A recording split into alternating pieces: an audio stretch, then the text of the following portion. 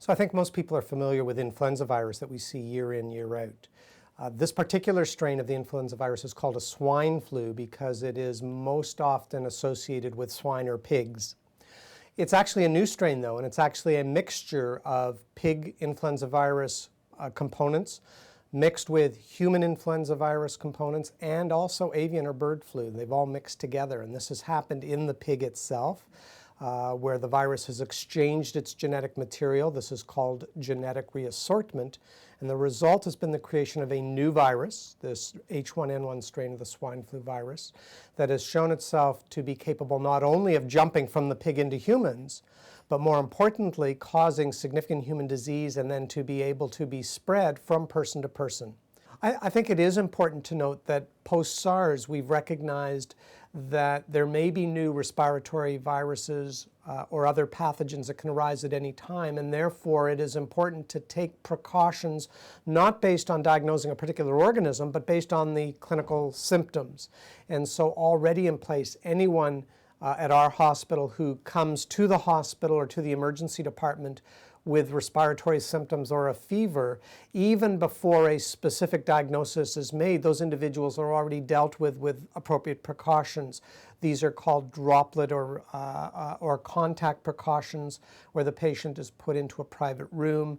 There's an emphasis on hand hygiene before and after patient contact and appropriate use of gloves and gowns and masks. So that is already in place and obviously makes it much easier when it comes to the pandemic itself.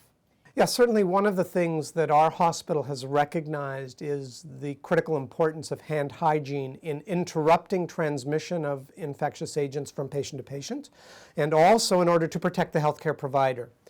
As a result, our hospital embarked on a very aggressive program related to hand hygiene that involved auditing hand hygiene practices around the hospital with feedback to healthcare providers, a very intensive educational program, and certainly ensuring the availability of hand hygiene products, the alcohol hand rinses, at point of use. And all of this has already had an impact. We have already seen, based on our audits, a tremendous increase in hand hygiene compliance among our healthcare providers. And this is a very important step, both in protecting our patients, both in protecting our patients, but also in protecting healthcare providers who work in this environment. It's definitely a priority for our hospital to become the safest healthcare institution, and that safety applies to our patients as well as to healthcare providers. So in terms of what people can do to protect themselves and others in the community at large, I think it's acknowledged, number one, hand hygiene outside of the hospital setting is very important as well. The influenza virus, and the swine flu, is transmitted the same way as regular influenza, with large respiratory droplets when someone coughs or sneezes directly into someone's face, or alternatively from the environment. You can pick it up on the hands and inoculate yourself. So hand washing or hand hygiene is critically important. The coughing and sneezing protocols, the coughing or sneezing into your sleeve is a protective mechanism.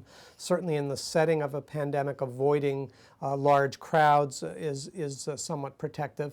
And probably one of the most important things one can do to protect others is not going to work when you are ill with symptoms of a flu. And that's critically important in a hospital setting. The last thing we want is for healthcare workers who are themselves symptomatic to come to work and spread the disease to our high-risk patient population.